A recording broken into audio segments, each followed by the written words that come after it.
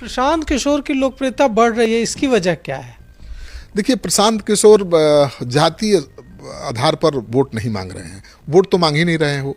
वो लोगों की चेतना के स्तर को जगाने की कोशिश कर रहे हैं। वो लोगों को समझा रहे हैं कि अब तक आपने वोट जिस आधार पर दिया है वो आपके काम नहीं आया। कभी आपने कभी बीजेपी को जिताने के लिए वोट दे दिया, कभी जेडीयू को जिताने के लिए, कभी लालू जी को हराने के लिए, तो कभी लालू जी को जिताने के लिए।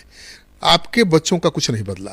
आपने जिसके लिए वोट किया उसका तो सब कुछ बदल गया। मोदी जी के लिए वोट किया, पीएम हैं। आपने नीतीश कुमार के लिए वोट किया बदलाव के लिए, लालू राज से खफा होकर नीतीश कुमार 20 साल से सीएम हैं। लेकिन आपके जीवन में क्या बदलाव आया है? आपके बच्चों का भविष्य कहाँ बदला? वो समझा रहे हैं।